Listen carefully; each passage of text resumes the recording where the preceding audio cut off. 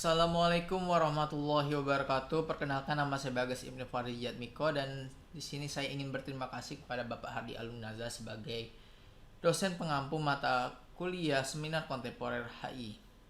Dan pada video ini saya akan memberikan presentasi terhadap usulan proposal penelitian saya yang berjudul Analisa Potensi Penggunaan Teknologi Blockchain dan Cryptocurrency untuk Masa Depan Sistem Moneter Internasional yang lebih modern. Latar belakang saya mengambil topik ini karena adanya globalisasi yang menghadirkan teknologi seperti cryptocurrency dan blockchain. Cryptocurrency ini merupakan mata uang digital yang dimana saat ini telah digunakan oleh beberapa institusional dan juga negara seperti El Salvador yang telah menyetujui sebagai legal tender ataupun mata uang sah untuk digunakan sebagai transaksi. Blockchain merupakan teknologi yang hadir setelah cryptocurrency karena kegunaannya ini sangat berguna untuk memonitor ataupun melihat transaksi yang sedang dilakukan melalui cryptocurrency. Blockchain ini bisa dianggap sebagai pembukuan ataupun buku rekening yang biasanya digunakan dalam bank-bank konvensional. Blockchain dan cryptocurrency ini memiliki sifat yang terdesentralisasi, di mana tidak ada siapapun ataupun pihak manapun yang bisa mengendalikan transaksi tersebut, sehingga antara pengirim dengan penerima tidak memiliki kendala sama sekali dalam transaksi. Dalam blockchain ini kita bisa melihat alamat pengirim maupun penerima secara terang-terangan karena transparansinya memiliki tingkatan transparansi penuh, dan juga kita bisa melihat berapa banyak cryptocurrency yang dikirim. Kita bisa melihat kapan transaksi itu terjadi. Kemudian adanya beberapa kelemahan dalam sistem moneter internasional ini bisa kita lihat bahwa sifat desentralisasinya yang kuat yang menyebabkan adanya pihak ketiga, di mana pihak ketiga ataupun pihak perantara terlibat dalam transaksi antara pihak pengirim dan penerima. Nah, sebagai pihak ketiga bisa saja mereka nakal dalam tanda kutip, di mana mereka bisa saja tidak jujur sehingga mereka mencuri aset ataupun barang yang dikirim. Dan apabila mereka pun jujur, pengiriman aset tersebut kemungkinan agak lambat karena dari pengirim kepada penerima itu harus melalui perantara terlebih dahulu baru disampaikan kepada penerima. Dan untuk transparansinya sendiri, sistem moneter internasional ini memiliki transparansi yang minim, sehingga bisa saja bisa dimanipulasi nilai ataupun angka aset yang dikirim, sehingga terjadinya selisih antara jumlah yang dikirim oleh sang pengirim dan jumlah yang diterima oleh sang penerima. Alasan lain adalah semakin melemahnya dolar sebagai mata uang standar internasional. Sebagaimana kita bisa lihat di visualisasi sebelah kanan ini, dolar dalam jangka panjang ia terus dan menerus untuk turun daya belinya dari tahun ke tahun, yang menyebabkan dolar bisa saja digantikan dengan mata uang lain seperti rupiah ataupun euro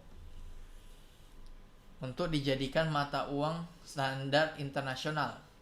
Ataupun kita juga bisa menjadikan cryptocurrency sebagai alternatif mata uang standar internasional. Oke, lanjut. Pada penelitian ini saya mengambil rumusan masalah yang berupa mengapa teknologi blockchain dan cryptocurrency dikatakan mampu untuk memperbaiki kelemahan pada sistem moneter internasional konvensional agar masa depan perekonomian internasional menjadi lebih modern. Teori dan konsep. Setelah saya konsultasi bersama Bapak Hardi Alunaza, saya mengambil teori yang berupa globalisasi ekonomi, di mana globalisasi ekonomi ini menyangkut pada teknologi dengan ekonomi. Mereka dua ini tidak dapat dipisah dengan begitu saja. Karena semakin banyaknya tingkat transaksi dari ekonomi, semakin luas juga pasar perekonomian. Yang dimana hal ini bisa kita lihat pada saat sekarang ini, teknologi digunakan dalam perekonomian, misalnya seperti ATM ataupun internet, di mana kita bisa mengirim uang dari satu negara ke negara lain tanpa harus mengirimnya melalui pos, ya. Untuk konsep ini saya mengambil konsep global governance. Hal ini seperti apa yang dikatakan oleh salah satu ahli yang bernama Meissner. Ia mengatakan bahwa global governance merupakan konsep di mana negara-negara menjawab adanya kehadiran globalisasi ataupun teknologi globalisasi yang baru. Seperti apa yang kita ketahui, cryptocurrency dan blockchain merupakan hal yang baru, dan menyebabkan negara-negara kewalahan, sehingga dijawablah ataupun ditanggapilah globalisasi tersebut, teknologi tersebut melalui regulasi-regulasi dari beberapa negara. Dan ini merupakan kerangka pemikiran penulis.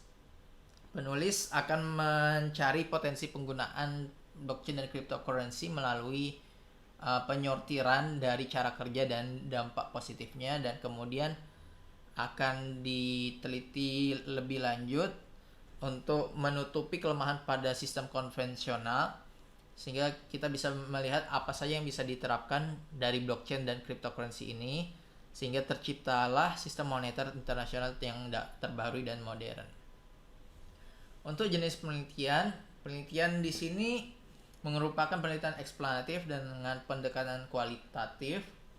Angka penelitian di sini peneliti melakukan perencanaan penelitian terlebih dahulu, kemudian melakukan studi kepustakaan, kemudian mengumpulkan data penelitian, dan kemudian menganalisis data melalui pembahasan dan menyajikan hasil yang berupa potensi-potensi apa saja yang dapat kita gunakan untuk menutup kelemahan pada sistem moneter internasional.